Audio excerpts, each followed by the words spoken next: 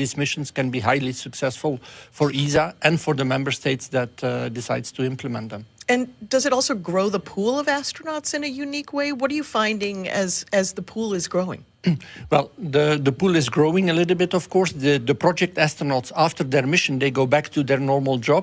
But of course, they remain astronauts. They remain advocacies for space, for education, for STEM. This is also a big part of this mission, inspiration. That we want to bring. If we want to fight climate change, for example, in the future, we need more and more engineers, we need more scientists, and this is needed for our society. So inspiration is also a very important part of this mission. So tell us a little bit about Sławomir. Why was he chosen? Why was he chosen for this mission? What do you think he's going to bring to the table during the mission and after? Well, Sławomir, in the first place, of course, is an excellent scientist. He has worked a lot in CERN as an engineer and a scientist, so he brings that aspect, of course, with him. He has a great personality. If you see pictures of Sławomir, he's always smiling, so that is also something that he can bring to a crew, but also to the European Astronaut Corps. And then again, in Poland, he's really a hero, he's really a star. And that's really great for the young kids that can look up to him and that can also invest their careers in science and in technology. So you think it's going to make a huge impact in Poland. What do you think it's going to do for exploration for the young people of the nation of Poland? Well, I think it's good for exploration and also for ESA, by the way, because through the mission of Sławomir, Poland is also engaging more in exploration, engaging more in the European Space Agency, bringing extra funds to us, so that's great. And again, we will build up industrial capability in Poland, which we all also need. If we want to go to a low Earth orbit economy, for example, we will have to build up more actors, more players that can work and that can contribute to this economy. And therefore, as well, this is a great endeavor. And of course, we will need young people in the future to do this. And that's why Sławomir and this mission will be a great success, I believe. Thank you so much, Frank. Thank you for being here. Good luck to ESA. Congratulations to ESA and the country of Poland. And I can't wait for this wonderful evening. Thank you so much for being here. Thank you very much for having me. Well, let's move on to our next crew member. It's Tibor Kapu. It's an exciting time for his country and his mission, and I want to tell you a little bit about it. This Central European nation is among those who have more recently turned their attention to spaceflight, adopting a formal strategy to get a Hungarian into space for the first time since 1980. This is a return to space that's been 45 years in the making. This is Hunor astronaut Tibor Kapu.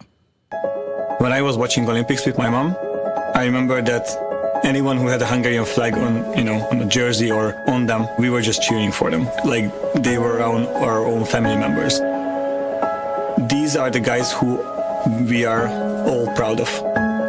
Spaceflight, in my eyes, is something similar. Tibor, what I really admire about Tibor, he's an engineer also, but he has the enthusiasm that bonds our crew together. He is life. I describe him like that. He walks into a place, he walks into a room, and everything livens up. He's funny. He's the person that brings lightness to the team.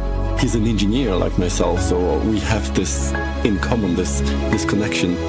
In addition to engineering skills, Tibor is a huge space buff. And if you are not motivated about spaceflight before you meet him, you will be a fan afterwards. It is actually coming from childhood. I remember, assembling so many sets of Legos. I did, Star Wars. I did all kinds of planes. I was looking for my place for a really long time. But for a long time, actually, I didn't even know what to do. I remember this really cool moment with my dad. He explained to me what does a mechanical engineer do, and that's when we discussed that, okay, I will be a mechanical engineer. It was great, I loved it, but I knew that I could do much more. I knew that I'm destined to achieve greater things. I was a rocket enthusiast for such a long time, but I didn't have a chance to work in that field. The selection process for Hunor, it was announced in 2021. I was extremely enthusiastic. It wasn't a question if I'm taking that opportunity or not. We did 14 months of rigorous selection process, physical and psychological and cognitive stuff. The whole thing took like 2.5 years. It's much harder than I thought, actually. May 26th was the anniversary of Bertalan Farkas flying to space. He was the first Hungarian astronaut. On that day and that night, I was selected. And I was actually quite proud of myself that I could prove to myself that I am capable of focusing for months and years in order to stand here. So people have been calling me their sons since the selection, especially my hometown. I feel their love, I feel their energy, I feel that they are proud of me. I want to be special for my country. And if it will spark or ignite anything in them, then I think we are doing our job quite well. My name is Tibor Kapu, and I'm mission specialist for AX4.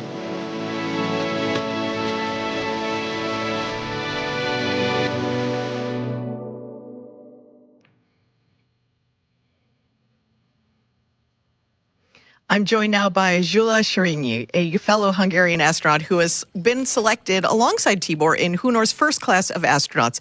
Thank you so much for being here, Gyula. You and Tibor were selected around the same time. Tell us what that moment was like. Thank you. It's a great honor to be here. Well, it's a really interesting story because we had a really long selection process, and after the selection, we had 14 months of basic training in Hungary. And even in these 14 months, we've been to the US and we've met Axiom people. We've been to Axiom, and they also were part of our selection. And after that, our selection happened from the four of us, two of us were selected to do the mission-specific training we are here right now and doing right now, preparing for this mission actually.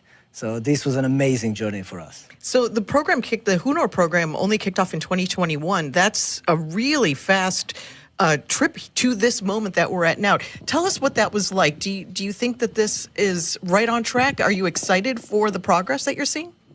Well, we had to do it really fast because we were not planning for Axiom 4 specifically. We were planning to do a mission. And but Axiom 4 happened, and so we had to jump on it. And it was really, really intense for us. But the basic training were finished, and we could continue our training. But we didn't have a lot of time between selection and the Axiom 4 training. We had around just 1 month of period when we were selected and waiting for a mission. And what stands out to you from that training, from the AX4 training? What stands out? Something that was really bonding, something that surprised you? From the bonding perspective, if you ask for that, I would say that our nose training were amazing, which was when we were at Mexico with the That's what crew. Papa said, that he loved being He did say that. Yeah. Oh yes, that was amazing but it's a great analogy of being on the space station. You know, you are not a very well comfortable position. With the crew, you have to solve problems. It's really like being on the space station, and so I really enjoyed that part. But we've done so many things. It was an amazing journey. Tibor has a very intense mission when he's on the ISS. Lots of things to do. What's he going to bring to the table when he's on the ISS?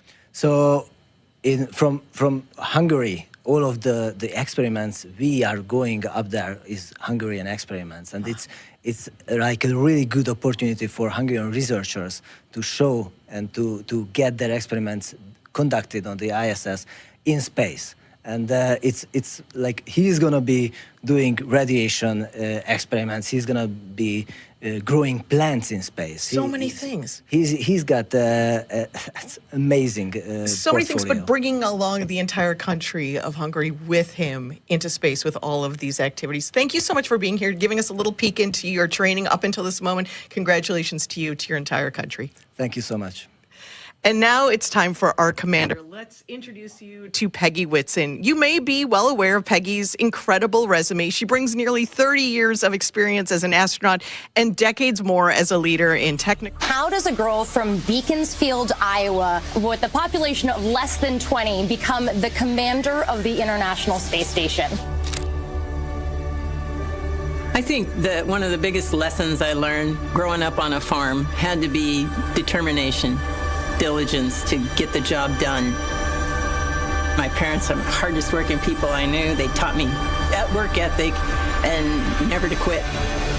Peggy Whitson became the first female commander of the International Space Station.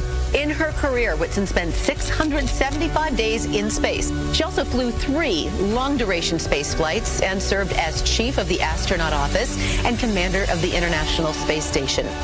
AX-4 will be her 5th mission to the International Space Station and 2nd time commanding a commercial astronaut mission. Peggy Whitson is a known name. She has accomplishments that I can only dream of. Peggy is one of the most capable leaders that I had the chance to work with, ever. She passes knowledge to us. She knows where we feel strong, where we feel maybe a bit weaker, and she can support us in that. Being a great leader for her is just natural. When I first met the crew, I was very excited by the fact that they could all laugh at themselves. I think that's a really important characteristic, to be able to have a sense of humor about yourself, not to take yourself so seriously. From there, you can do a lot of work. I actually tell the crew a lot about what I think they're going to experience. I think it helps them prepare. But I'm talking about how they're going to feel, how their body's going to react to it. Everybody's going to be souped up to do, 150% of the work. And so I want them to have an accurate sense of what they're going into as they adapt to being in space. My first flight was in 2002. Obviously, as a rookie flyer, I worried a lot about getting everything right. I didn't want to be the one that made mistakes. To me, it's important to be able to share that and relieve some of the stress off of them and try and focus their worry, because I know they are worried as well, on the right things. I've got 3 different countries being represented, and we prioritize each of their countries' objectives so that everyone's needs are being met. And this is a goal of Axiom, and that is to open up space and opportunities to more and more countries. I really consider it almost a dream that we have already accomplished 3 private astronaut missions in 3 years. So I'm really excited to be a part of that. I love working with these young engineers with new ideas. It's a lot of fun. I'm Peggy Whitson, commander of AX-4.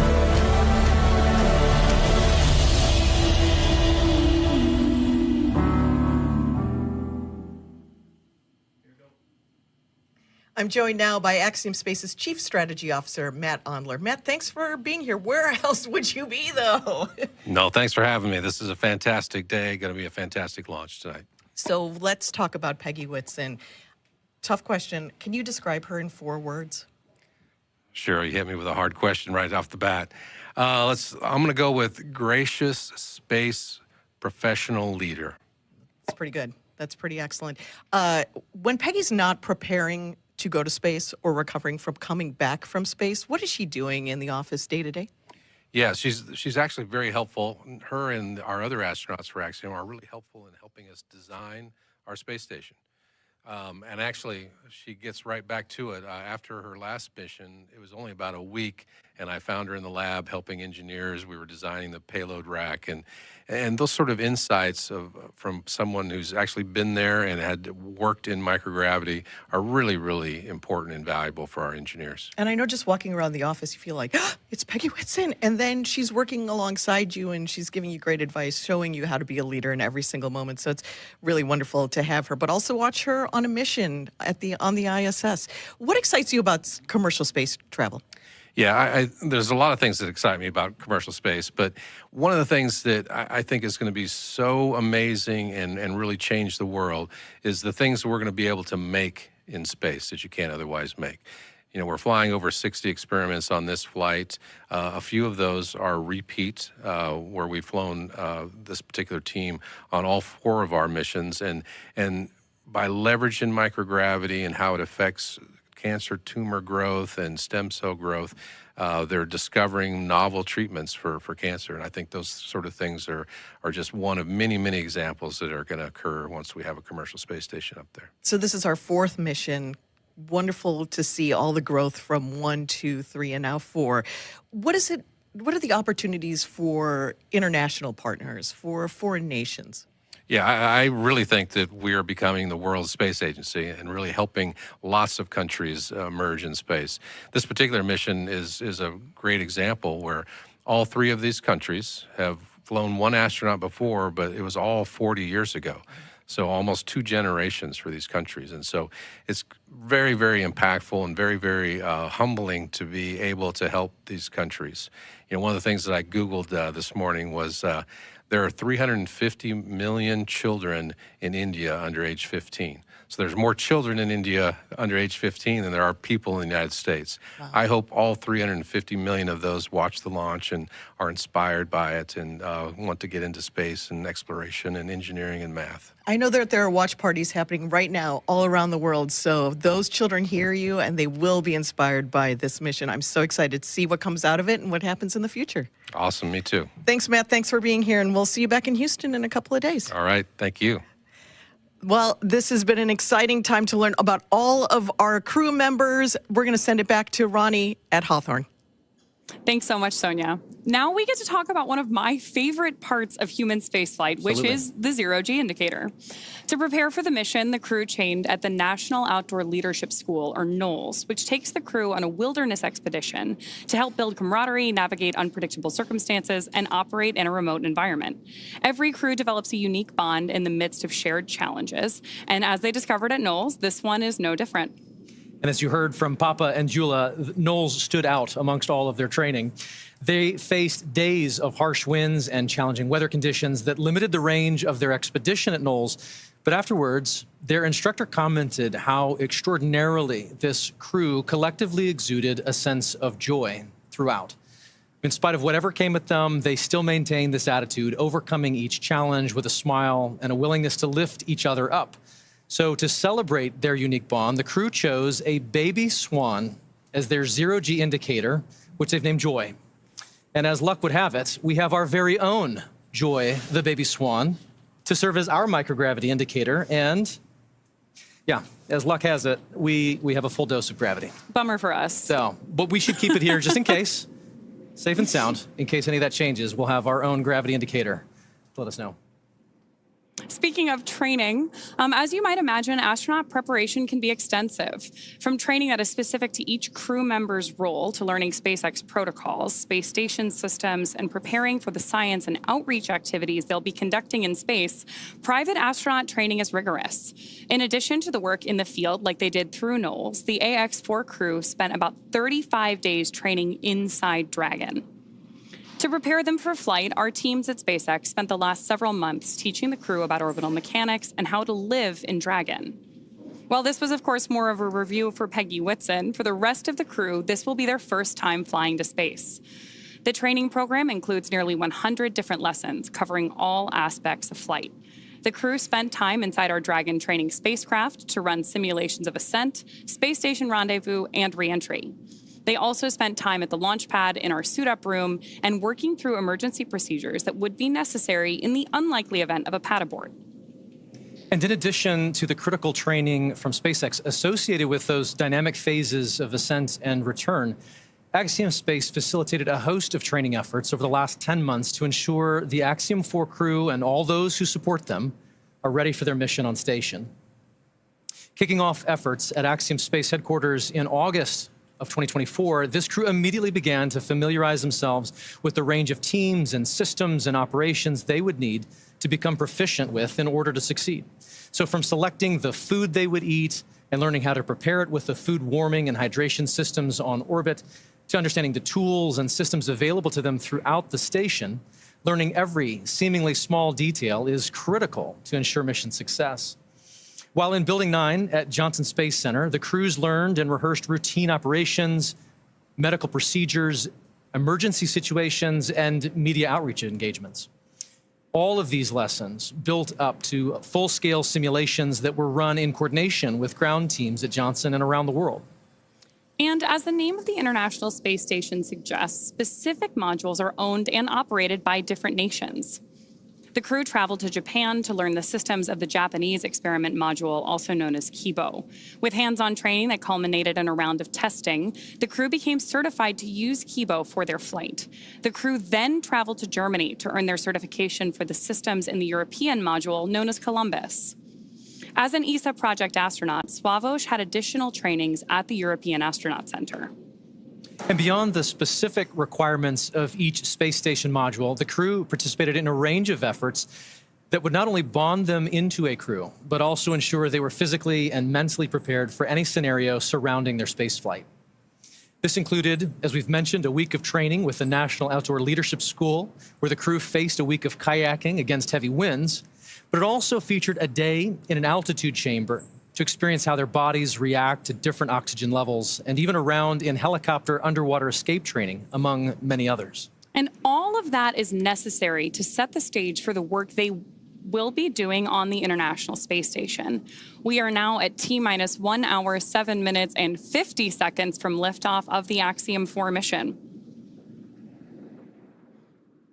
As the countdown continues, let's take a closer look at the vehicles that will be taking the AX-4 crew to the International Space Station today.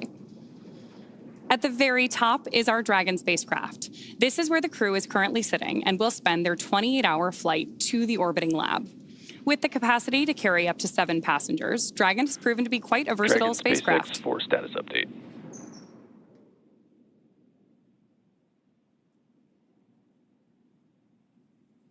We're going to listen into this status Go update. ahead to me. What's the update? All right, Peggy, we are troubleshooting an issue with uploading the current wind conditions to the vehicle. This must be completed before launch escape system is armed so that the vehicle can correctly target offshore splashdown in the event of an escape. We're tracking several troubleshooting paths at this time and are working to resolve the issue, so I will follow up with you in 10 minutes on the status. How copy?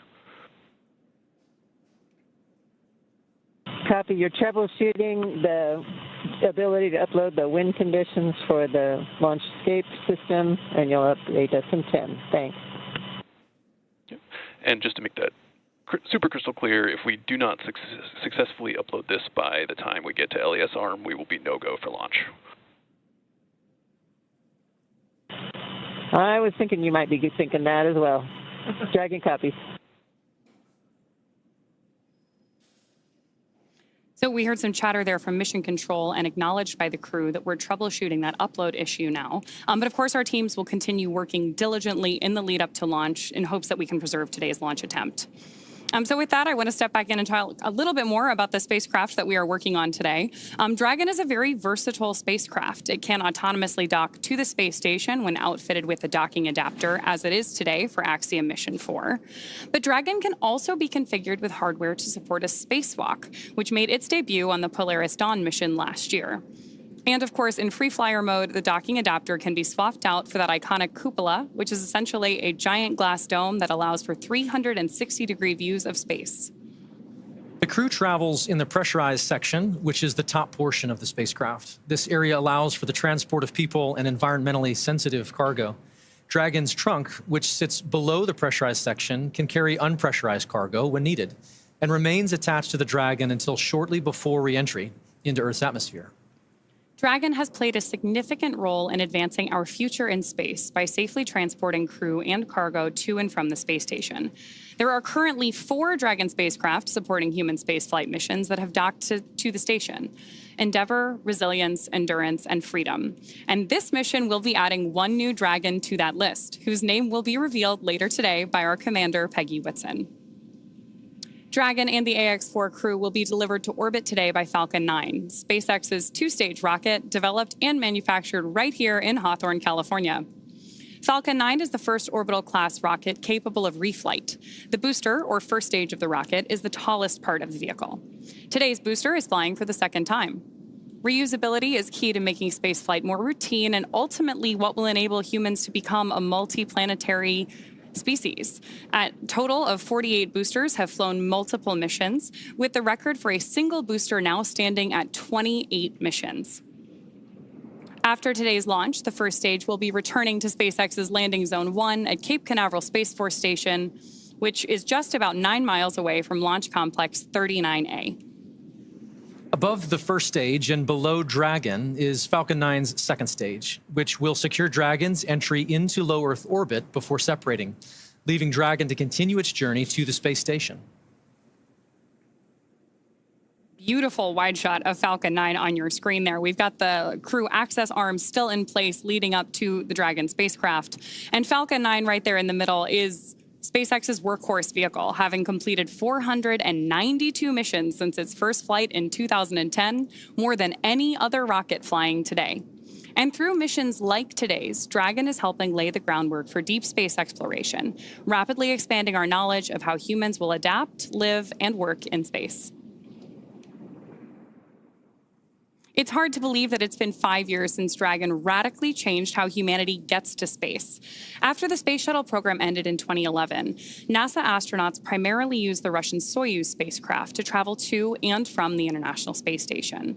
From 2011 to 2020, the Soyuz was the only human-capable launch vehicle available. In December 2010, Dragon became the first commercially built and operated spacecraft to be recovered successfully from orbit. This mission, known as COTS-1, was the first demonstration flight for NASA's Commercial Orbital Transportation Services, or COTS program. The purpose of COTS was to develop and demonstrate commercial sources for cargo resupply of the ISS. Fun fact, the Dragon that flew on that historic mission is currently hanging behind us in front of SpaceX Mission Control in Hawthorne. Just 10 years later, in May 2020, Demo 2 launched astronauts from U.S. soil for the first time in nearly a decade. Demo 2 was Dragon's first human spaceflight mission. The spacecraft, named Endeavour, carried NASA astronauts Doug Hurley and Bob Behnken to the International Space Station in the first orbital human spaceflight launched from the United States since that final space shuttle mission in 2011, and it was the first ever operated by a commercial provider. Alongside the NASA missions, Dragon has also flown several private missions to orbit. In September 2021, on the Inspiration 4 mission, Dragon became the first private spacecraft to take an all-civilian crew to orbit. The following year, Dragon flew Axiom Mission 1, the first all-private astronaut mission to the ISS in collaboration with Axiom Space. The first of now 4 flights together with Axiom Space to take commercial crews from around the world to the International Space Station. Then in September of 2024, the Polaris Dawn mission delivered the first commercial spacewalk. And most recently in March, Dragon supported the From 2 and NASA Crew 10 missions. From that first crew mission in May 2020 all the way through today, Dragon has supported 17 human spaceflight missions and flown 66 crew members representing 17 countries. Overall, Dragon has flown 52 missions, carrying over 300,000 pounds of cargo to space. In the history of human spaceflight, fewer than 700 people have ever been to orbit. At SpaceX, we want to help create a future where not just hundreds of people, but thousands and ultimately millions of people can travel off Earth to live and work in space and on other planets. Each of those missions you just mentioned represent truly significant firsts that have helped shape this generation of human spaceflight. And at Axiom Space, we've had the opportunity to provide foundational firsts as well. Working with SpaceX and NASA on all 3 of our orbital spaceflight missions to date, to fully appreciate the progress being made together, it's worth noting that our 3 flights have helped provide greater access and set new precedents worldwide for private astronaut missions aboard the International Space Station, all within the last 4 years. And I'd love to take a quick look back at just a few of these with you now. On April 8th, 2022, just over 3 years ago, Axiom Mission 1 launched aboard Dragon Endeavour on a mission that would span 17 days on orbit, with 15 days of those on board the International Space Station. Led by Commander Michael Lopez Alegria, the crew facilitated 26 research payloads and participated in over 30 STEAM events. Beyond the onboard science efforts, this mission was a pivotal moment for the community at large, serving as a proof of concept for how private operations could be conducted on the orbiting lab in conjunction with the expedition crews living aboard the International Space Station. This was the next step in human spaceflight collaboration. So this was followed up a little over a year later by Axiom Mission 2, which launched aboard Dragon Freedom. For awareness, we're cycling the orbit tank isolation valves to equalize low flow pressure. Dragon copy. Pausing there for that update.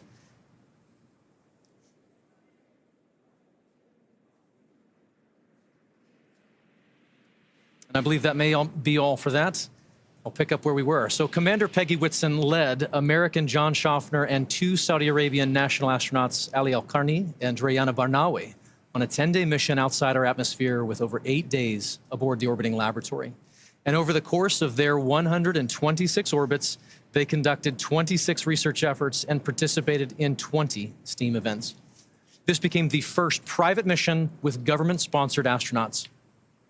And last year, in January of 2024, we conducted Axiom Mission 3, which saw Commander Michael Lopez Alegria once again lead a crew to the station.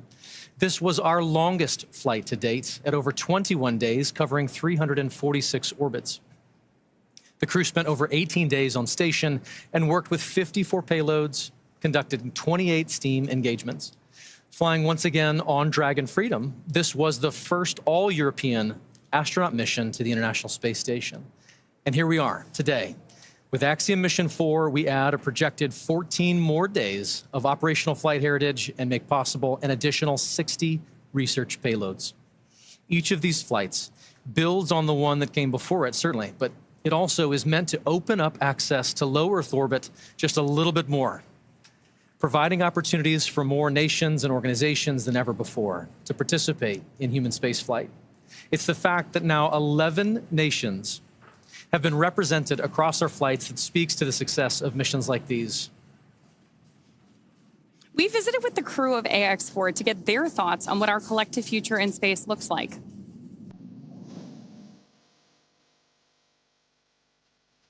I believe that SpaceX and Axiom Space are serving as pathfinders for what commercial space is going to be in the future. It is like a paradigm shift in how we used to think about space.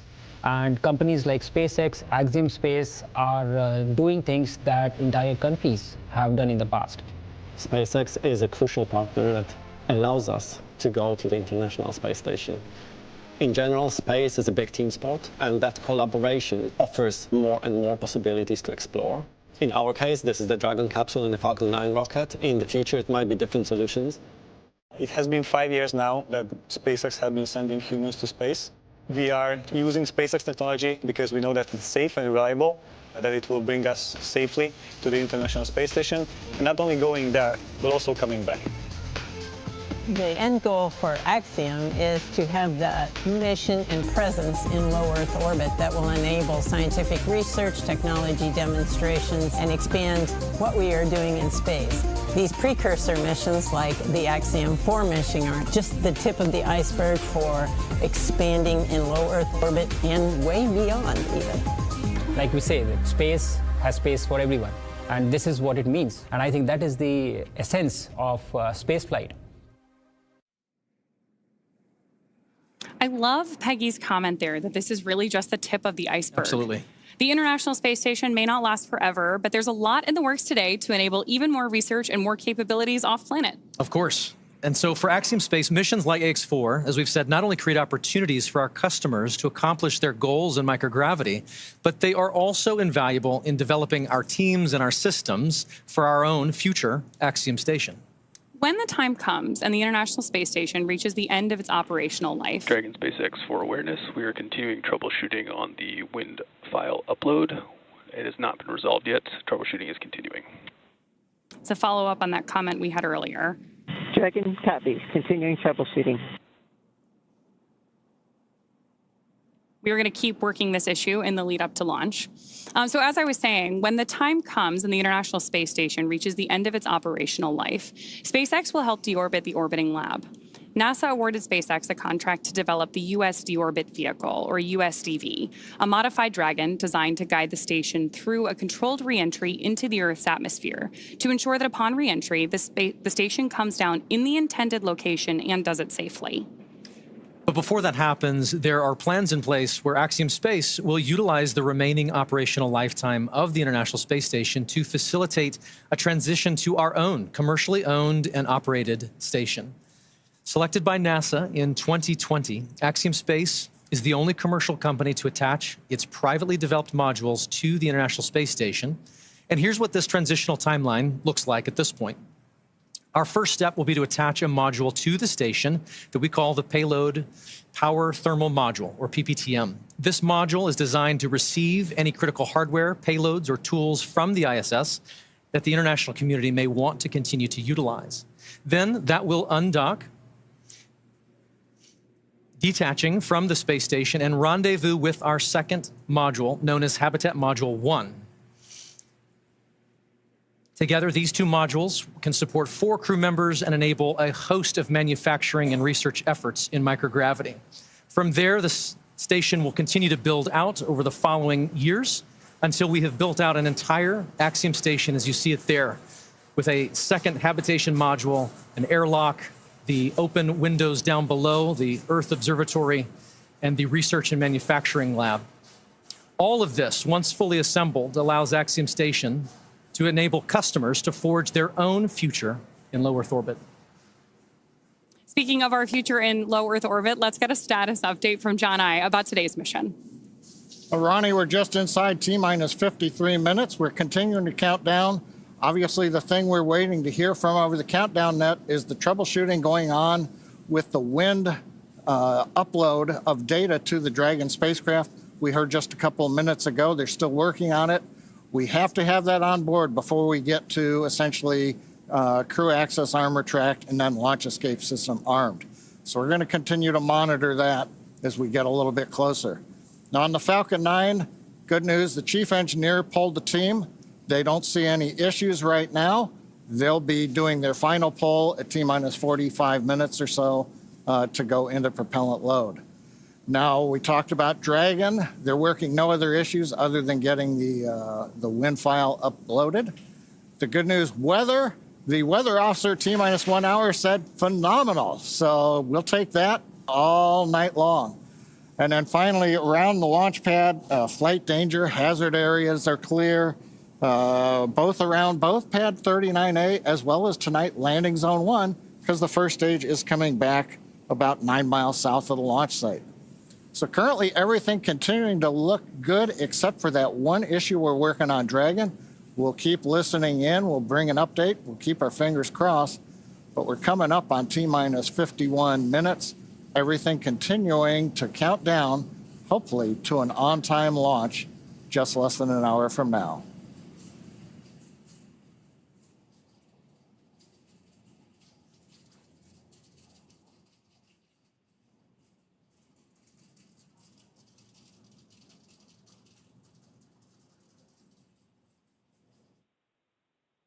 Attention Falcon launch operators. The propellant load and launch go-no-go poll is open in step 11.87 of 1.160.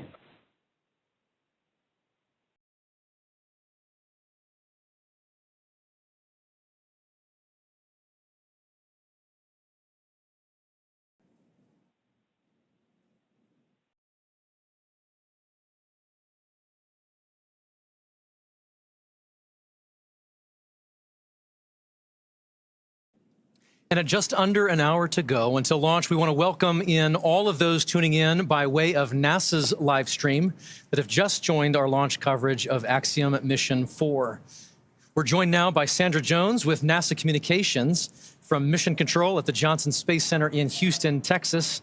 Thank you for joining, Sandra. Hey, thanks, Paul. Here in the International Space Station Flight Control Room, the team is prepared and ready to support today's launch. This attempt comes after NASA and Roscosmos discussed recent repair work in the transfer tunnel at the aftmost segment of the Orbital Labs Zvezda service module. And now we are all looking forward to the Axiom 4 crew being on board Space Station soon. We'll provide a full Space Station status update in a few minutes, but know we need to bring everyone up to speed on today's activities and the launch status. So for now, back to you, Ronnie. Thanks, Sandra. We'll hear more from Mission Control in just a few minutes, but we do want to take a moment first to introduce everyone to the crew of AX4. Aside from Axiom Space Commander Peggy Whitson, each crew member represents a return to human spaceflight for their nation after more than 40 years.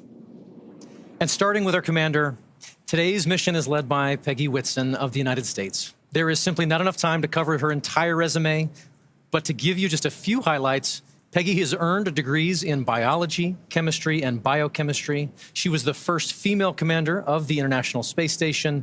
She has spent over 675 total days in space, during which she logged 60 hours across 10 spacewalks. She's also a two-time commander for Axiom Space, having previously served aboard AX-2, and she was just inducted as a member of the 2025 Astronaut Hall of Fame. So congratulations and well-deserved, Peggy. Next is mission pilot Shubhanshu Shukla of India, whose call sign as a test pilot is Shooks. Representing the Indian Space Research Organization, or ISRO, Shooks is also an astronaut designate of India's inaugural human spaceflight effort, Gangayaan, featuring an Indian-built rocket and spacecraft. He was commissioned into the Indian Air Force Fighter Wing in 2006 and achieved the rank of Group Captain in 2024. He has over 2,000 hours of flight experience aboard a variety of aircraft. And our third crew member is Mission Specialist Sławomir Uznański-Wiśniewski of Poland. He is representing the European Space Agency as a project astronaut, coming from the reserve class of 2022, much like Marcus Want, who served as a mission specialist on AX-3. A scientist by trade, Sławomir has earned his Master of Science with honors from Łódź University of Technology in 2008. He holds a second Master of Science and a graduate engineering diploma as well. He also spent 2 years as the engineer in charge of the world-famous Large Hadron Collider in Switzerland, beginning in 2018. And rounding out this crew is mission specialist Tibor Kapu of Hungary, who represents the Hungarian to Orbit Astronaut Program, or HUNOR. He graduated from the Budapest University of Technology and Economics, earning a degree in mechanical engineering, followed by a master's degree specializing in polymer technology. In 2023, Tibor emerged as one of 4 Hungarians selected from a pool of 247 candidates for the HUNOR astronaut program. And together, they are the crew of AX-4, Axiom Space's 4th private astronaut mission to the International Space Station. Today's flight represents the return to spaceflight for 3 nations, but it also highlights the growing opportunities for nations and entities around the world to conduct meaningful work in low Earth orbit. And right now, as you see there, Peggy, Shooks, Sławomir, and Tibor sit inside Dragon. There are colleagues and students and space enthusiasts the world over gathering to cheer them on here at the start of their mission. And so we'd love to share just a few live streams that we're getting from launch parties in India and Poland. And here we are. First is a wonderful shot of a school in India.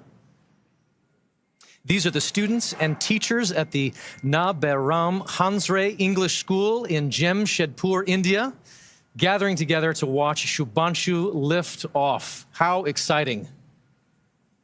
Now we have great views from Poland. Crowds are beginning to gather here, including children from Polish schools, to witness Sławomir's launch on the planetarium's dome.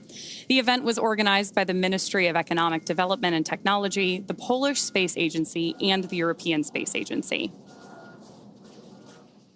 I love seeing these views from around the world. It's truly incredible. The joy, the excitement around the world. You have a go for Section 5, and when ready, report go for launch. For awareness, we are still troubleshooting the wind upload file. I will have a few more words for you after you confirm your go for launch. Wilco, inward, Section 5.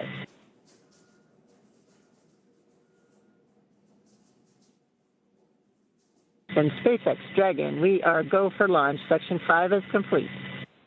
Copy, Section 5 complete.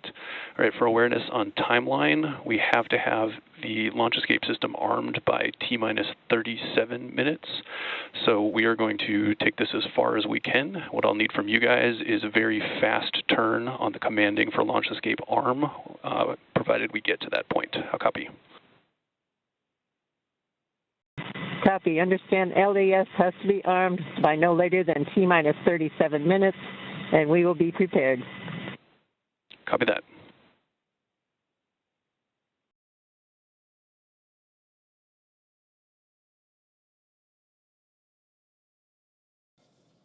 John Itzberger back here at the webcast desk. We're inside T-minus 45 minutes. Right now, we just heard from the Dragon team. They can take it down to about T-minus 37 minutes. This is the launch director on the countdown net. The poll is complete, and the team is ready for crew access arm retract and propellant load and launch, pending resolution of the WINS upload issue. For all operators in MCC and Hangar X, Both controllers are going to lockdown at T-minus 45 minutes and will remain in that state until the LES system is disarmed. All operators are to remain at their console and maintain a sterile cockpit until the ND confirms successful disarming of the launch escape system following orbit insertion or propellant offload in the event of a scrub. For non-urgent no-go conditions, brief the CE or LD and they will approve aborting the countdown. For urgent issues affecting the safety of the operation, operators shall call hold on the countdown net. Launch control will abort the launch auto sequence immediately and proceed until the launch abort auto sequence. At T-minus 10 seconds, launch control will be hands-off and relying on automated abort criteria for the remainder of the count. Operators shall advise the launch director whether structural breakup or fire is imminent or occurring per Dragon manual escape flight rules. Launch control, you may proceed with arming the crew arm for movement. Okay, we're at T-minus 43 minutes, 15 seconds and counting. You've heard the SpaceX launch director giving final instructions to the team. We have cleared our propellant loading pole. Crew access arm retraction has started.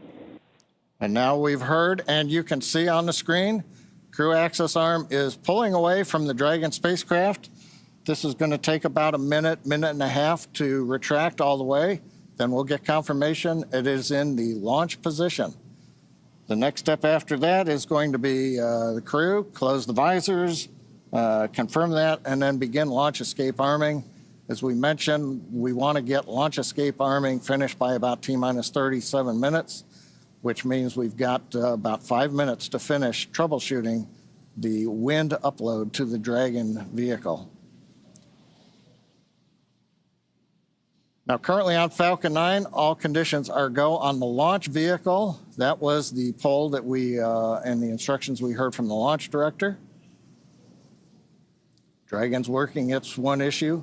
Weather looks good. Range is ready to support. Crew access arm retraction complete. All right, that is the confirmation. The arm is back in the launch position. Next, they'll give the crew the command to go ahead and close and lock their visors.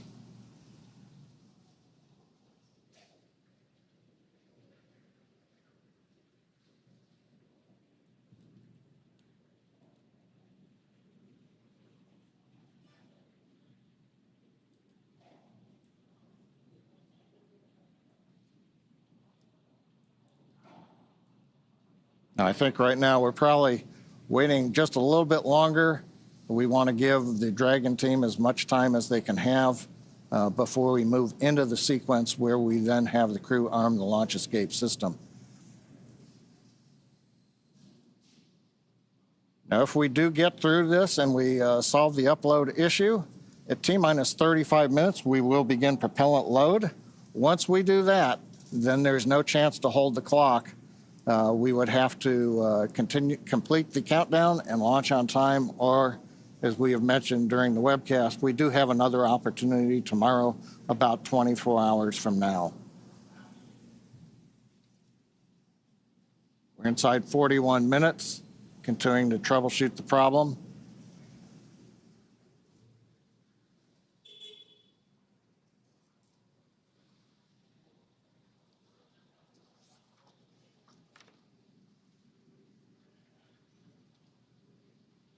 View of the crew inside the capsule on the right-hand side. See the status bar on the bottom and the clock counting down.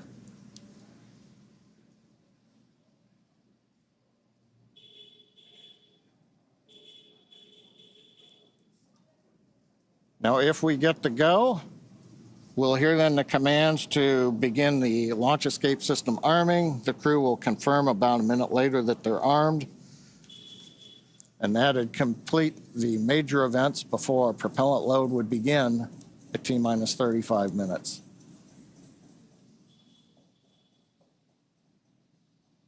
Views of Falcon 9 and Dragon on Launch Complex 39A on the Kennedy Space Center. Everybody is clear of the launch pad, clear of the launch complex. The danger and hazard areas have been confirmed clear. And we're ready. We're just waiting to find out whether or not we're going to be able to continue forward in the countdown. We should know that answer within the next couple of minutes.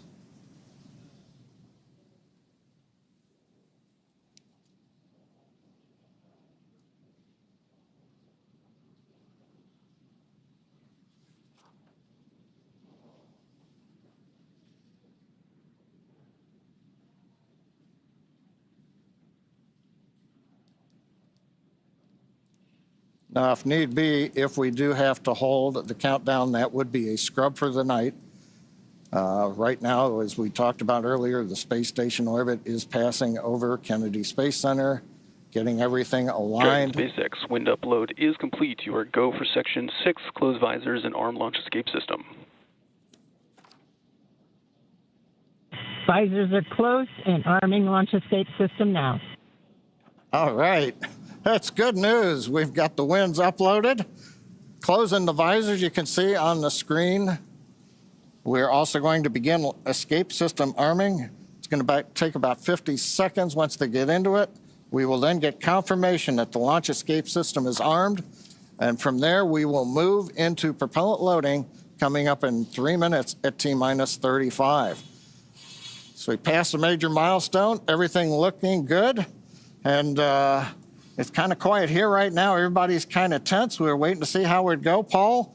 But with that, it looks like we're doing good in the timeline. We have taken a sigh of relief. Extra breath here. Smiles are returning. But with that.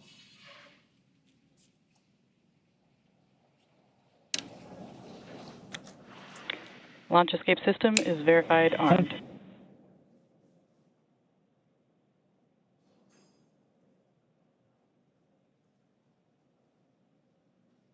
Very good. With all of those call-outs and the progress now being made again towards launch, let us tell you more about their destination, the International Space Station.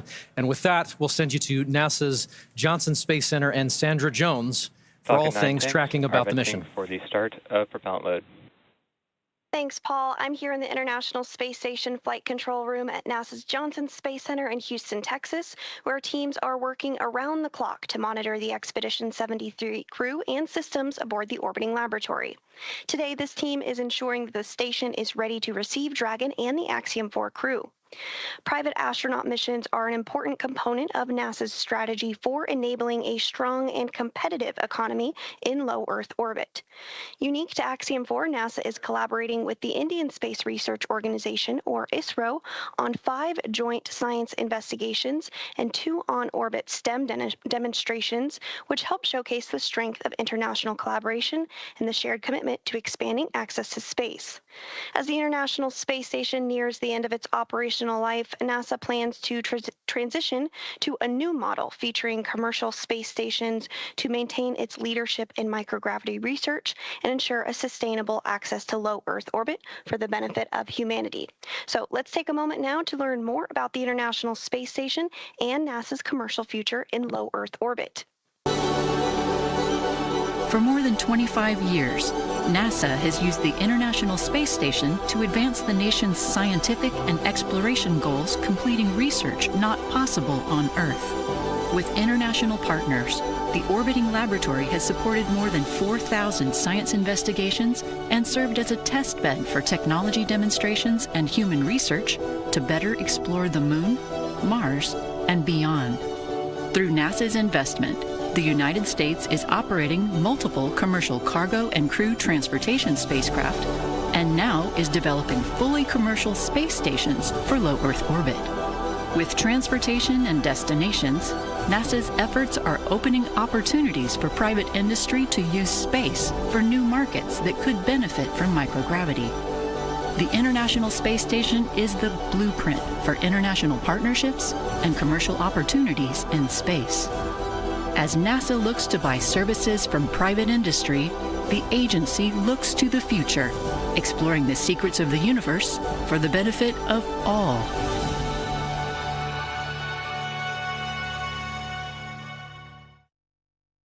And you can learn more about NASA's commercial efforts at nasa.gov/commercial-space. From Mission Control Houston, we are standing by and ready to support tonight's launch. So for now, we'll send it back out to Ronnie, and Paul in Hawthorne. Thanks, Sandra. And so things are looking good on the launch pad. The teams are continuing to progress towards launch at 2:31 a.m. Eastern. We'd love to take a minute and just take a look back at what's happened already this evening to get us to this point in the countdown. So for context, we want to say this crew has been living in an isolated quarantine bubble for the last 4 weeks, having reported to quarantine on May 25th. In that time, they have shifted their sleep regimen to adjust their circadian rhythm to match those on board the International Space Station. And over the last few days, they have finessed that further to be ready for today. In fact, their wake-up call was set to 6:30 p.m. earlier yesterday, I should say, depending on where you are. But then about 4.5 hours prior to the scheduled launch time, the Axiom Space ground operations team drove the X-4 crew to Kennedy Space Center, where they shared a brief moment with loved ones before officially being handed over to SpaceX for today's launch. This handover event has taken on quite a few forms over the years, but there's always something truly special about creating a moment, even just for a few minutes, in the midst of all of this operational choreography, to pause and share a moment with loved ones. And there you see the team did just that in front of the VAB before getting into the Teslas and riding out to the Falcon support building to be ready for launch today. Absolutely. After that T-4 hour briefing, the SpaceX team helped the crew suit up at our Falcon support building. You got a video on your screen that was recorded earlier today of the crew stepping out in their suits and waving to everybody there for the first time before getting in our 2 Teslas to caravan over to Launch Complex 39A. They do ride in pairs over to 39A, often accompanied by members of our launch closeout team, who you see there as the crew celebrates that they are on their way over to launch. Once they reached the tower, they ascended up to the Dragon spacecraft and were able to make one last phone call before signing the White Room wall. Here you see the crew walking across the crew access arm, getting their boarding passes handed to them and checked by our closeout team. You'll notice that Peggy Whitson's is gold because she is a frequent flyer with us here at SpaceX. And then once our crew ingressed Dragon, we completed suit leak checks and comm checks before rotating the seats into the reclined position for launch.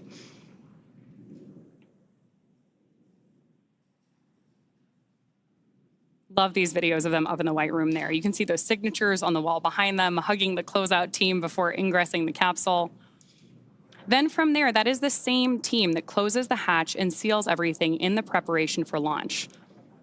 Right now, we are still waiting on those final weather checks coming up, but prop load has begun. So all of that brought us through the confirmations we've been listening to, the check-ins, confirming that the crew arm is stowed, and of course, as we were listening so intently for earlier today, that our launch escape system is armed.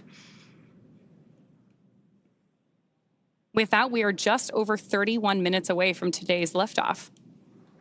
Incredible. That White Room is got a lot of history in it already.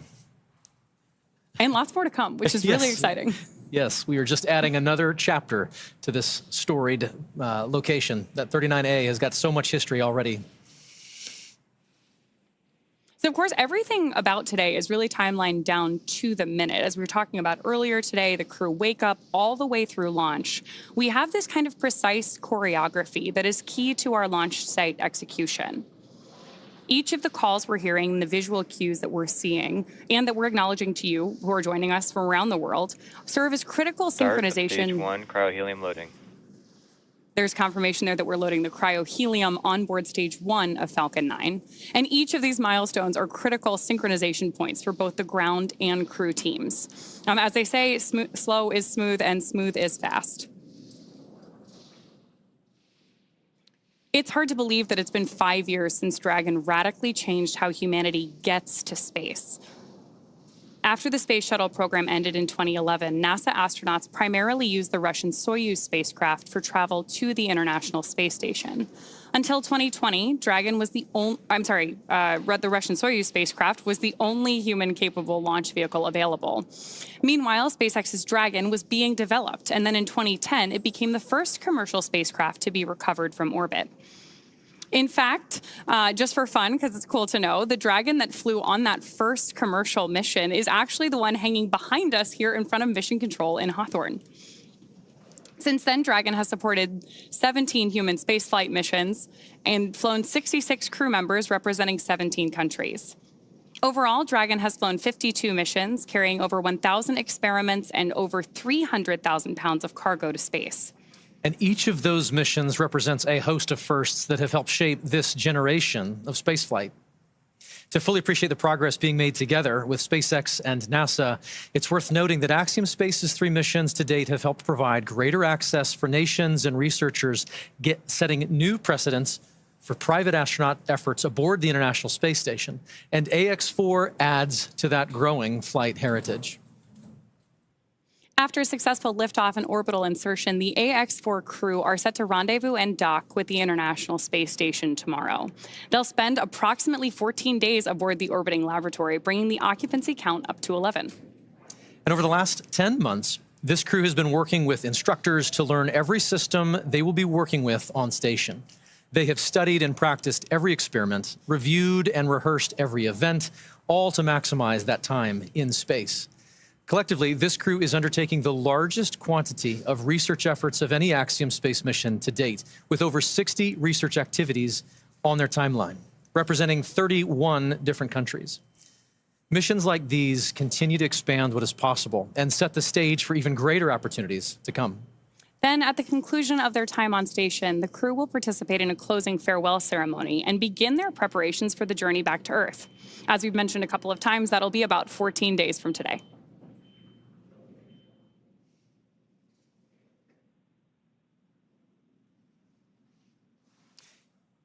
Each mission to the International Space Station is rooted in singular unifying purpose, to explore and learn together as a team. And that is one of the things that I absolutely love about human spaceflight.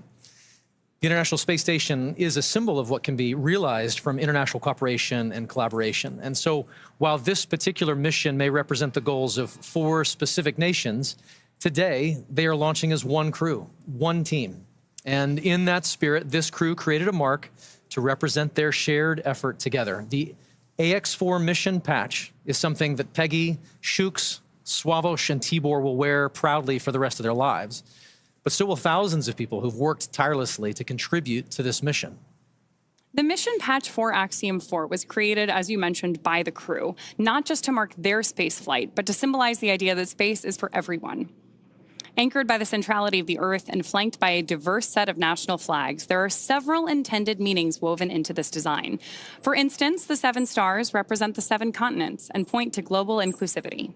The 4 white lines ascending from the Earth to the International Space Station symbolize the physical journey of this mission, and together appear to make panes of a spacecraft window, much like the view the astronauts will have from Earth orbit.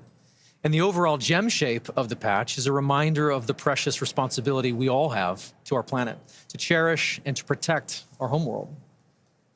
And in addition to the mission patch, another favorite tradition of human spaceflight is the zero-G indicator.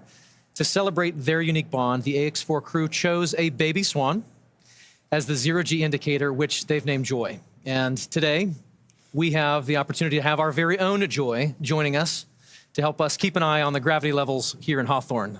And so far, pretty stable. Yeah, all systems nominal, I would say. Very, very nominal. Yes. So as we await our T-0 in a little bit more than 25 minutes, our ground operations teams are doing a final series of systems checks to make sure both Dragon and Falcon 9 are ready for launch. Let's take a look at what the Ascent portion of our mission today will look like. Start of Stage 2 cryohelium loading. Brief announcement on Stage 2 loading. Once we hit T0, we're going to watch Falcon 9 and Dragon lift off from historic launch pad 39A and make their ascent. At about 43 seconds into flight, Falcon 9's engines will throttle down to help pass through the period of maximum dynamic pressure on the rocket, or what we typically refer to as max Q. Now, it's worth noting that shortly after we hit max Q, the vehicle will go supersonic, faster than the speed of sound. Once we're through that period of maximum dynamic pressure, we throttle up our Merlin engines again. From there, at about 2.5 minutes into flight, we have a series of 3 events that happen in rapid succession. The first is main engine cutoff, also called MECO. This is where all 9 Merlin engines shut off in preparation for stage separation. Stage sep is when the first stage detaches from the second stage, with the first stage making its way back to Earth for landing as the second stage continues on its journey with the third event. Now, SES-1, or second stage engine start number 1, that's where the Merlin vacuum engine lights up and propels the second stage along with our AX4 crew and Dragon into orbit. Now, as Stage 2 heads into the targeted drop-off orbit, Stage 1 will execute 3 burns in order to make its way back to Earth. The first is the boost back burn, where 3 of the Merlin 1D engines reignite and then shut down. That heads the first stage back to Cape Canaveral. The second burn, or the entry burn, helps to slow the first stage down in preparation for entry back into the Earth's atmosphere. About 70 seconds before Dragon reaches orbit, Falcon 9 will land back on Earth. The landing burn will bring the vehicle's speed down rapidly in order to land back on land near the launch site, shortly before 8 minutes into our mission. And then a little less than a minute after that, at T plus 8 minutes, 48 seconds, the second stage will cut off its one Merlin engine that was ignited right after stage separation. That concludes a burn that lasts just over 6 minutes to get into orbit, but we'll wait to hear confirmation of insertion into a good orbit. Then Dragon and the second stage begin preparations to separate Dragon. About 51 seconds after we get into orbit, we should have a great view of Dragon with the 4-person crew drifting away in Dragon, moving away from the second stage. Once Dragon's a short distance away, it'll begin checkout of the Draco maneuvering thrusters. That'll make sure Dragon continues to increase separation distance from the second stage. The nose cone deploy sequence will initiate just before T plus 12 minutes and finish around T plus 15 minutes, exposing Dragon's docking mechanism in advance of arrival at the International Space Station. Speaking of which, we should hand it back now to Sandra Jones at NASA's Mission Control Center in Houston, Texas, for a quick update. Sandra? Thanks, Ronnie. The space station team here in Houston is focused on the critical systems of the International Space Station, all continuing to function as expected ahead of launch. Everything is looking good, and the station will be ready to receive Dragon and the Axiom 4 crew on Thursday. After Dragon is fully docked to the orbiting laboratory, the team here in Houston will assist the Axiom Space and Space Station astronauts with leak checks as they work to open hatches on both Dragon and inside the station's pressurized mating adapter. We expect hatch opening to take place approximately 2 hours after docking. Once the Axiom 4 crew arrives at the International Space Station, they will be greeted by the Expedition 73 crew, which includes NASA astronauts Nicole Ayers, Anne McClain, and Johnny Kim, as well as JAXA, or Japan Aerospace Exploration Agency astronaut Takoya Onishi, and Roscosmos cosmonauts Kirill Peskov, Sergei Ryzhikov, and Alexei Zubritsky. Flight Director Heidi Brewer is on console right now, leading the flight controllers for launch this evening. And with Mission Control in Houston go for launch, for now, we'll send it back over to Sonia at Kennedy. Thanks, Sandra. To dive into some of the science highlights, I'm joined now by Axiom Space's Chief Scientist, Dr. Lucy Lowe. Lucy, thanks for joining me here at the desk. With so many science portfolios that are going to be accomplished. There are more than 60 from more than 30 countries. We can't cover it all. Give us a high-level look of what this portfolio looks like. Yeah, so happy to, Sonia. So this mission is chock-a-block, jam-packed, full of really interesting and exciting science. We have everything from human research, understanding how the human body reacts to space. We have some really fun life sciences experiments looking at growing plants and all kinds. We have some physical sciences. We have lots of technology demonstrations. And my favorite, lots of science, technology, engineering, art, and mathematics outreach events. All the STEAM things. Exactly. So we've had great success with AX1, 2, 3. Do we have any return payload flyers for AX4? We do. We have our partners at the University of California, San Diego and the Sanford Stem Cell Institute flying their cancer cells in low Earth orbit for the 4th time with Axiom. So this team is actually looking at how the cancer cells respond to space. And on this mission, they're actually testing a newly approved drug that's just about to enter clinical trials. Amazing. So really exciting. So let's take just a brief look at each of the country's portfolios. Let's start at the head. At the top. Okay, off we go. So we're going to bring on our willing participant who is going to model, our lovely assistant who is going to model one of the experiments from this portfolio. So Israel here is wearing a functional near-infrared spectroscopy cap, which has optodes in the top, which can actually look at how blood is moving around, which is a correlate for neural activity. So it's a way to actually monitor brain activity in space. And what the team is doing is looking at these signals and how they're going to collect the data. And they're actually creating what they're calling a brain-computer brain-computer interface or a brain-machine interface, which could be really interesting and useful not only for future exploration missions, but also for applications back here on Earth. So, for example, for rehabilitation after neurological disorders. And which country's portfolio is this from? This is from ESA and the Polish Space Agency. Amazing. So what is ISRO doing? What's their portfolio so look like? ISRO has a very, very busy portfolio. So Shooks is going to be doing lots and lots of research throughout the mission. So their team is going to be looking at cyanobacteria and microalgae, and they're going to be looking at how these could be used for food or for fuel or for potentially even life support systems on orbit in future. The team is also looking at muscle cells. They're seeing how muscle cells respond to access to microgravity. So when the human goes into space and there are changes, physiological changes that happen very quickly that can impact the muscle cells. And so the team is going to be looking at some of these changes to muscle cells in space and then applying that understanding not only to developing countermeasures for future crew, but also to take that learning and then understand more about diseases that might affect muscle wasting back here on Earth. I wish that this was on so we could see if anything was lighting up with Israel. Thank you so much for helping with this. I'm going to turn this way and I'm going to get the Dyros B project. Israel, thanks for joining us here, showing off the headset there. This is fascinating. While I manipulate this, like they're going to do in space, which basically makes me an astronaut, I'm going to also hum Bach. You should do. So this is a project from Hunor, flying this research. And this is actually looking at fluid dynamics in space. So we've put this tape on for artistic purposes. Tibor will not have this disco tape on orbit. But in space, what is going to happen is this will be surrounded by a ball of water that's going to have microparticles embedded in it. And as a video is recording and he's turning the handle... To music. To music, exactly. The tempo at which he's turning the handle is going to increase, not too much, as he's listening to Bach. So he's going to know exactly how fast to turn the handle.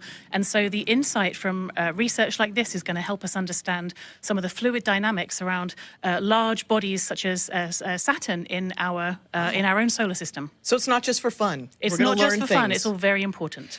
If there is a researcher who's watching now and says, I've got research that I want to get into low Earth orbit, how do they do that? They come talk to us. Go onto the website, get in touch, and we'd love to fly more research like this and do more cool science in space. Such cool science. Thank you so much, Lucy, for making it just understandable for the general public. And we can't wait to see how it all plays out over the next couple of weeks. Thank you.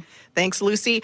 And, you know, the X4 mission is very exciting, and the families and friends want to be here, but some of them couldn't. So we want to share with you now just a little taste of the friends and family who are cheering on the entire AX4 crew.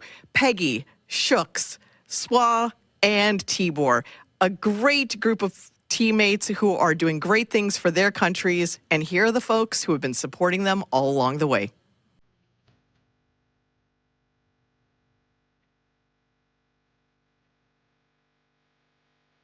On behalf of the Axiom mission operations team, we're wishing you a safe, productive, and fun mission. Go AX4. You are our hero! Cześć Sławosz, kochany synu, jesteśmy z ciebie bardzo dumni. És fiam, büszkék vagyunk rád. Várunk vissza. Nagyon szeretünk. Hi, Shooks. We're super excited about your visit to space. Come back triumphant. We'll all be cheering for you the whole while that you're there.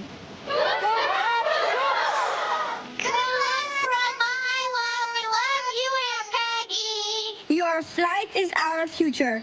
Your flight is our inspiration. Hi Sławosz, you're about to do something truly out of this world. We are all here rooting for you. Go chase those stars and make the mission unforgettable.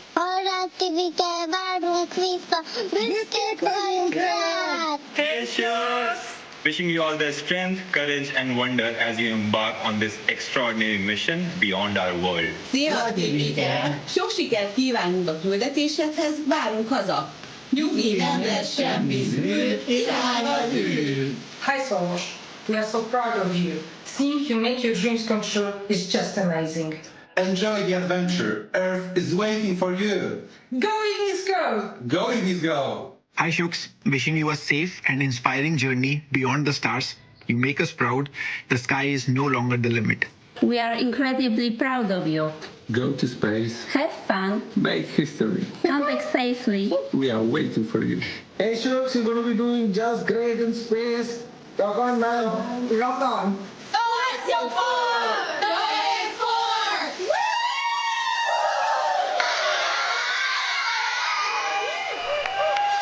Greetings from India.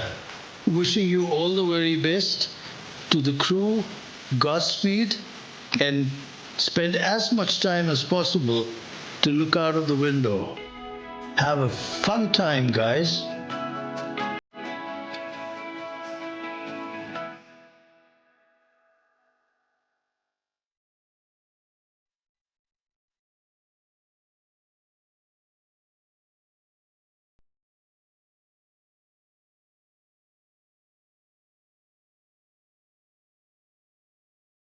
Sonia, thank you so much. What great commentary from Lucy and all of those portfolios coming together. We're excited to see this team get to work on station.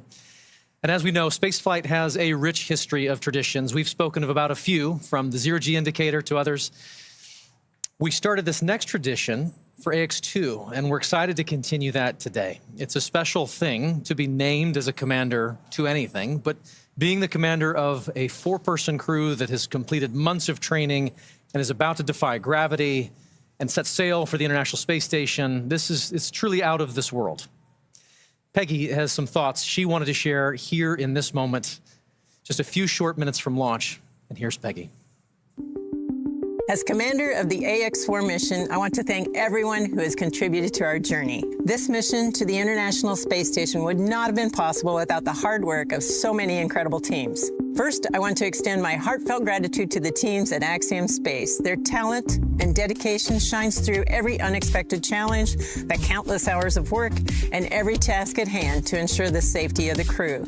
The team's determination and commitment to achieving the highest standards inspires me every day and reminds me why I joined the Axiom Space family.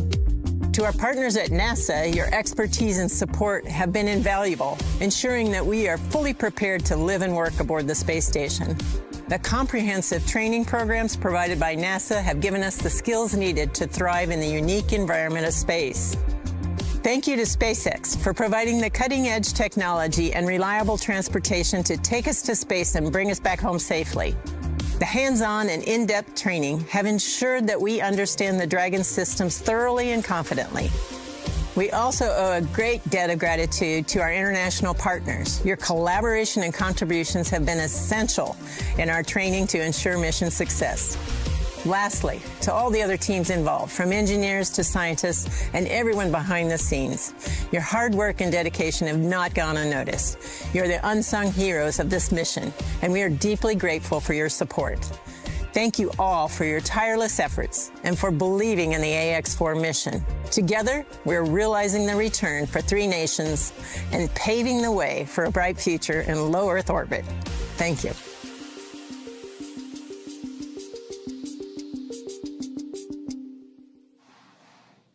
Awesome words from our commander there. And of course, with that, we are just under T-minus 11 minutes until our liftoff at 2:31 a.m. Eastern today from Launch Complex 39A at Kennedy Space Center.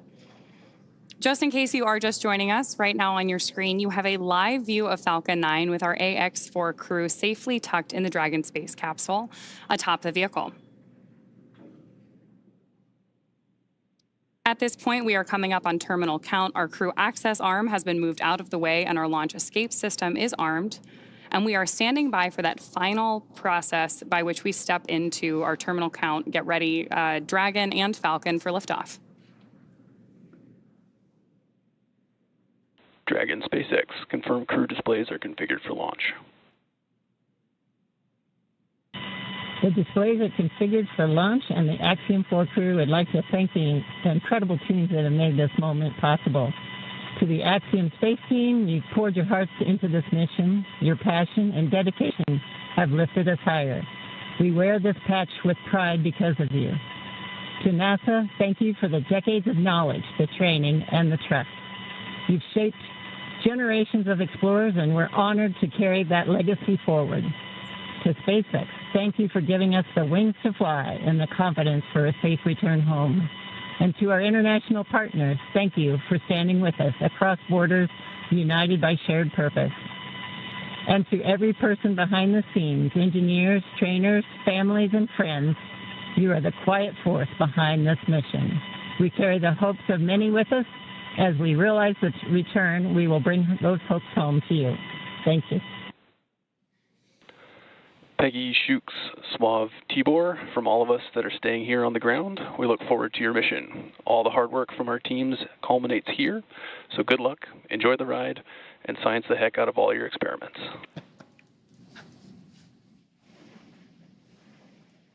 Wilco. And a Wilco from Peggy Whitson. We're coming up on the T-minus 8-minute mark. Next major event that'll be occurring on the Falcon 9 is the engine chill event. That happens at T-minus 7 minutes. We open the pre-valves, feeding both the RP1 kerosene fuel as well as the liquid oxygen.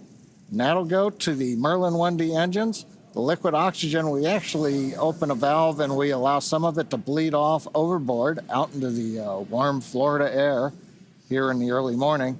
And that'll begin chilling in the turbo pumps on those 9 Merlin engines to get ready for when we ignite the engines starting at T-minus 2 seconds.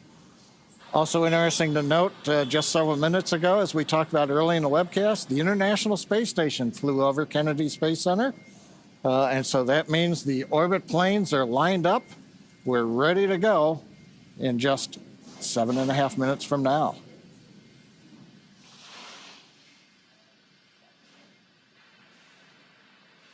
Now, while we're getting ready to open the pre-valves, which is one of those what we might call significant events in the life of the Falcon 9 as we count down, we'll also be chilling in the upper stage engine. We'll hear that call out also in flight when we do some additional chill in at about 1 minute and 52 seconds. Engine chill has started. There's that engine chill announcement from Mission Control, right on schedule. So now we just got about 50 seconds left as we continue to load RP1 onto the first stage. Falcon 9 is powered by liquid oxygen and RP1, which stands for Rocket Propellant 1, which is a highly refined type of kerosene. By the time we reach liftoff, Falcon 9 will have approximately 1 million pounds of fuel on board and will be burning 700 gallons of fuel per second at liftoff. Stage 1, RP1 load complete. There's confirmation there from Mission Control that we have RP1 load complete, and you're seeing great reactions from the AX4 crew there on the right-hand side of your screen with each one of these call-outs. You can tell that they are just as excited as we are to get them on their way to space. A lot of time rehearsing, and now we're down to the last 6 minutes. We're also seeing some of the moist air as it condenses around the cold tanks. You can see that just at the top, Dragon above the second stage. Next major event coming up, Dragon is going to configure for terminal count, and they'll move on to internal power. Those are the batteries. We do have solar arrays, and you can see them right now as some of the mist clears. You can see the black portions of Dragon. So we've got solar arrays on part of the Dragon trunk, and then we also have batteries inboard.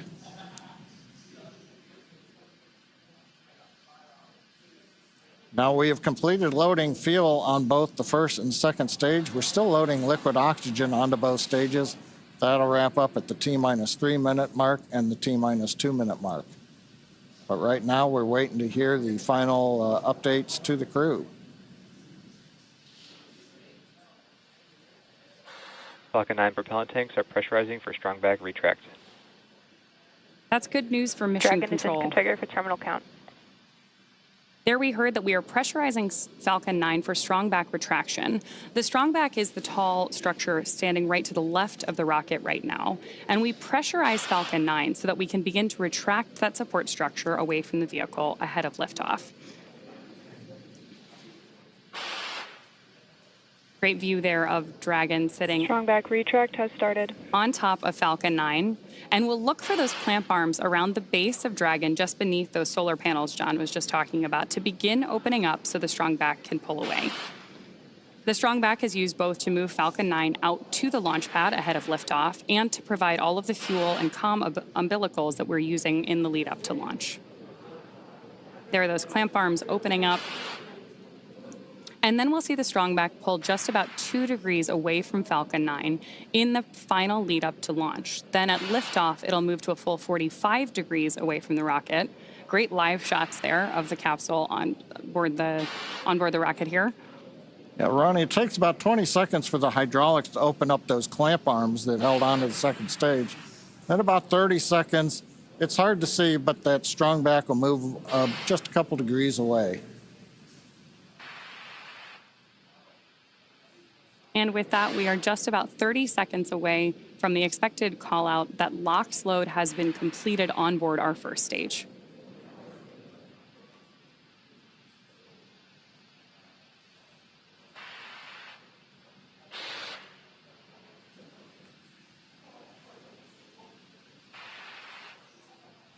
As we mentioned earlier, that mist forming around the outside of Falcon 9 is totally normal. That's just some of that. Stage 1, LOX load complete. Some of that liquid oxygen that has now been fully loaded on board to stage 1, venting out into the warm Florida air and condensing into clouds. So we continue to check off events here in the last minutes of the countdown. Dragon is in terminal count and is on internal power. And the confirmation a minute ago, we started the move into transition. And there on the left side of the screen and the right, you can see some of the watch parties, Paul. Yeah. Absolutely. On our left side of the screen, you can see the school in India. And then the right side of the screen is the planetarium in Poland with students and fans of this crew cheering on what's about to be a momentous moment. Good in the planetarium, keeping it dark in there for them. Okay, we're waiting to hear the confirmation that second stage LOX load is complete. That should be coming up momentarily. Stage 2, LOX load complete. There's that confirmation from Mission Control right on schedule. So the next major visual milestone we're likely to have from the outside of the spacecraft is going to be venting. Dragon is in auto idle. Confirmation there from Mission Control that we are in auto idle on board Dragon in that final minute and a half before launch. Now, we are expecting gas closeouts to be followed by some loud venting, and we're likely to see a larger cloud of liquid oxygen. Gas closeout has started. Expect loud venting. There's instructions to the crew, also right on schedule. And a great nighttime shot of Dragon sitting there at historic Launch Complex 39A with the AX-4 crew safely tucked inside with just over a minute to go until liftoff.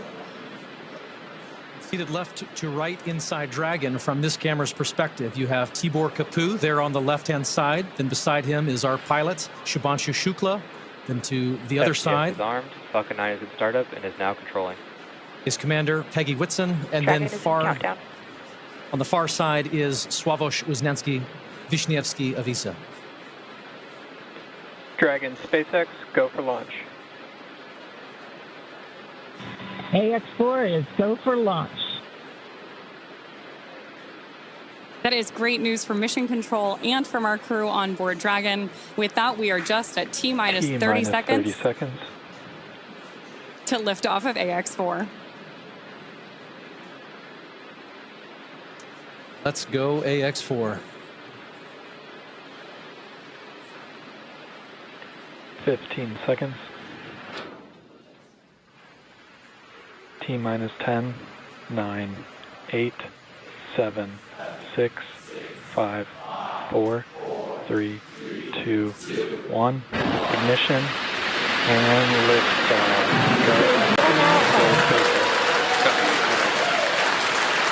For three nations, a new chapter in space takes flight. Godspeed, AX4.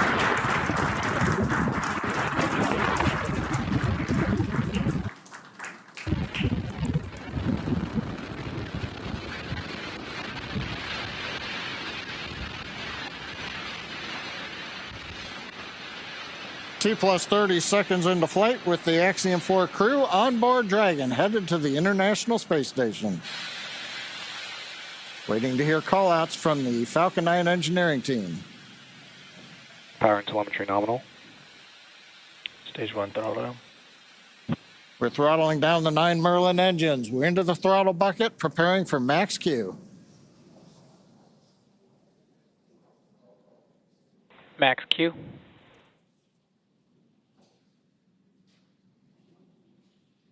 Vehicle is supersonic. We should begin throttling the Merlin engines back up now. Stage 1 throttle up.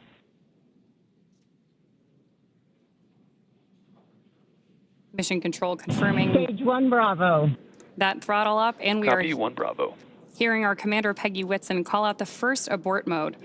Each of these are a specific phase where if for any reason we had an in-flight abort, underway. Dragon would abort to a safe location. So we're going to call out each of those milestones as we pass through them. We also just heard the call out for MVAC chill. We're going to trickle just a little bit of liquid oxygen now into the turbo pumps on board our Merlin vacuum engine on stage 2 in preparation for second engine start 1, which will of course be shortly after stage separation. Now, at this point, we are just about 30 seconds away from 4 events that are going to happen in rapid succession. The first one will be main engine cutoff, or MECO, then again followed by stage separation, ignition of that second stage engine, which we are already preparing for, as well as the first stage's boost back burn. With that confirmation from mission control that we are throttling the first stage engines down, we are expecting MECO at T plus 2 minutes and 26 seconds. MECO. Stage separation confirmed.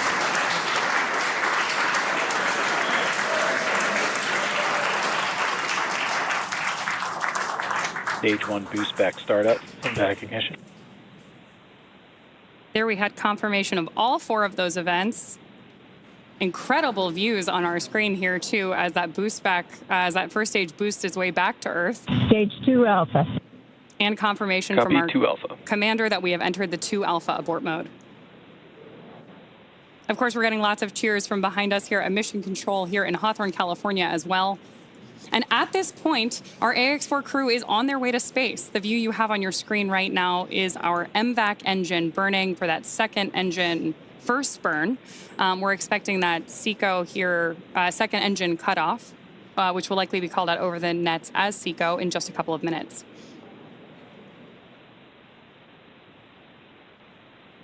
Stage 1 boost back shut down.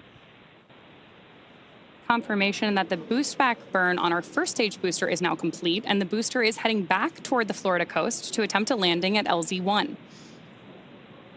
At this point, stage 1 is actually still coasting to apogee. We're about to deploy those grid fins so that we can steer the vehicle as it enters the Earth's atmosphere. Dragon, SpaceX, nominal trajectory.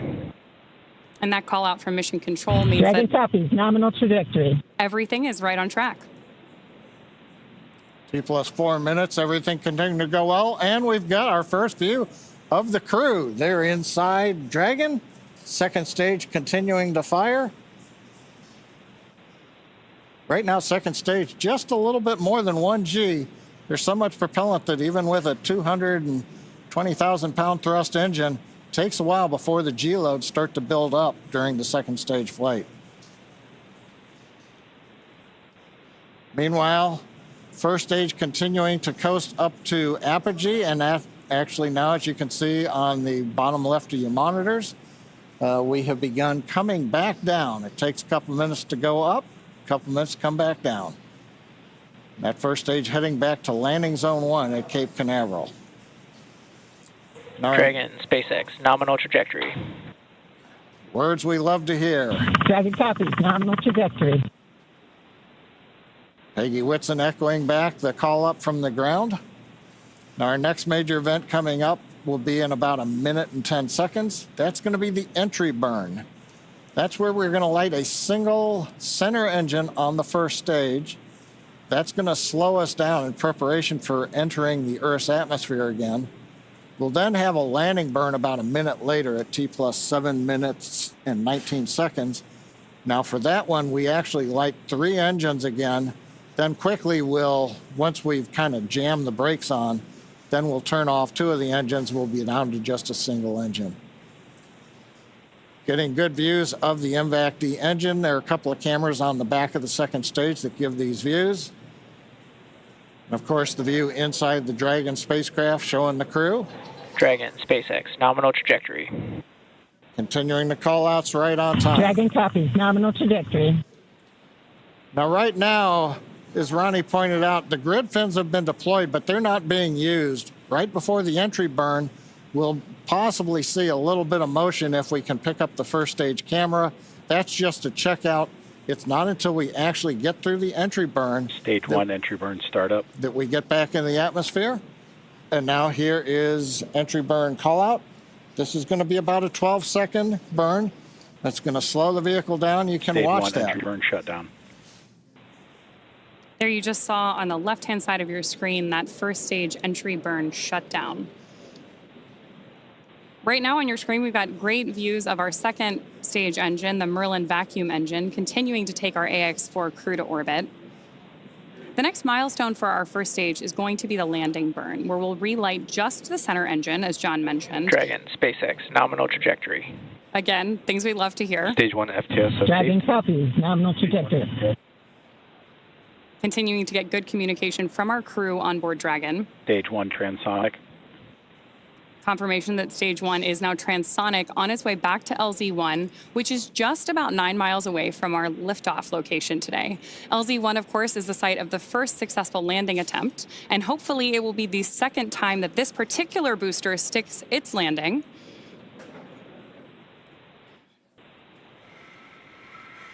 Seeing those actuating of the grid fins that John mentioned.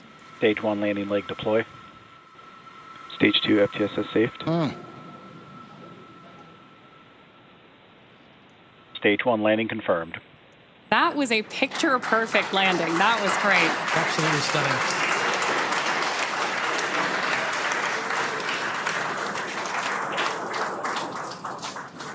So coming up next for our crew, now that we've confirmed that booster touchdown, is going to be second engine cutoff, also called out as SECO. Then the second stage will coast for a few minutes until Dragon is commanded to separate from the second stage. There's our AX-4 crew awaiting that SECO call out here. Stage 2 is in terminal guidance.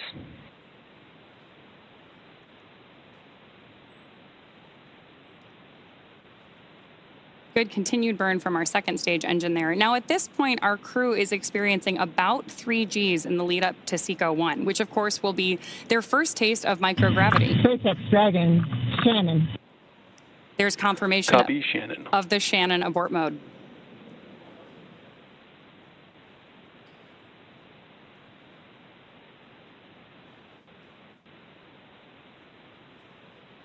MVAC shutdown.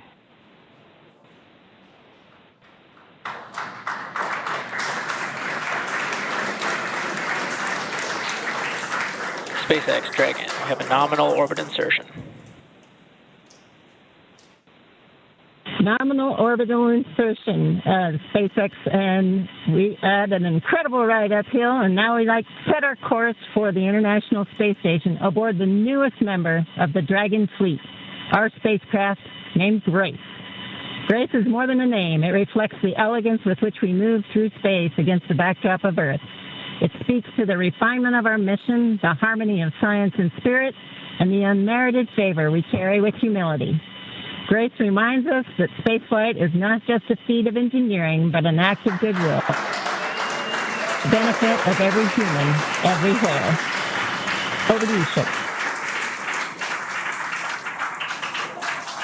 Launch escape system disarmed. 10 minutes into flight. Water ride. नमस्कार मेरे प्यारे देशवासियों, water ride 40 साल बाद हम वापस अंतरिक्ष में पहुंच गए हैं और कमाल की राइड थी। इस समय हम 7.5 किलोमीटर प्रति सेकंड की रफ्तार से पृथ्वी के चारों तरफ घूम रहे हैं और मेरे कंधे पे मेरे साथ मेरा तिरंगा है जो मुझे बता रहा है कि नहीं हूँ, मैं आप सबके साथ हूँ। ये मेरी इंटरनेशनल स्पेस स्टेशन तक की जर्नी की शुरुआत नहीं है, ये भारत के ह्यूमन स्पेस प्रोग्राम की शुरुआत है और मैं चाहता हूं कि आप सभी देशवासी इस यात्रा का हिस्सा बने। आपका भी सीना गर्व से चौड़ा होना चाहिए, आप भी उतना ही एक्साइटमेंट दिखाइए। आइए हम सब मिलकर भारत के इस ह्यूमन स्पेस प्रोग्राम की जर्नी की शुरुआत करें। धन्यवाद। जय हिंद, जय Bharat.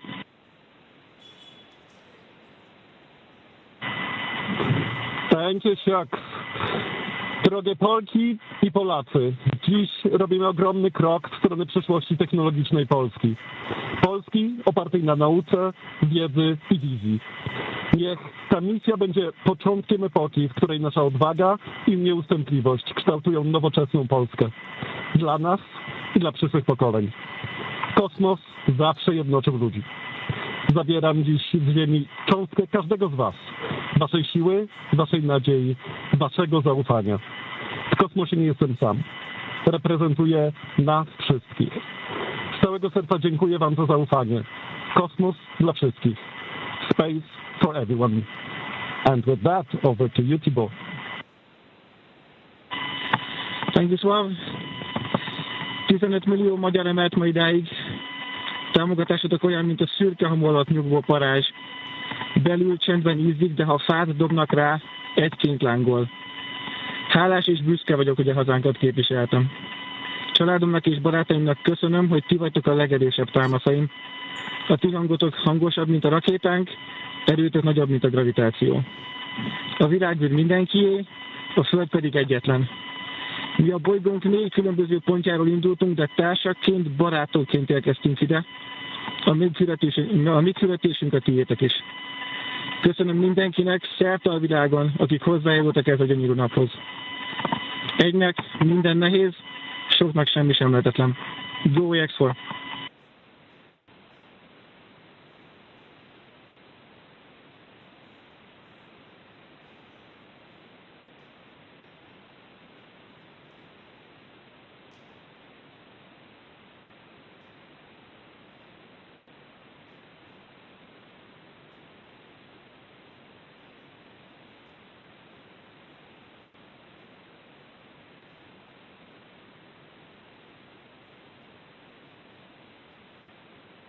And we are getting some views inside of the newly named capsule that the crew announced today. On behalf of the entire SpaceX launch team, thank you.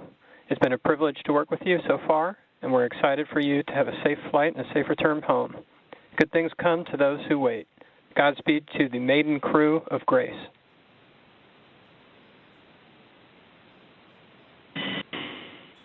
And we thank you all as well.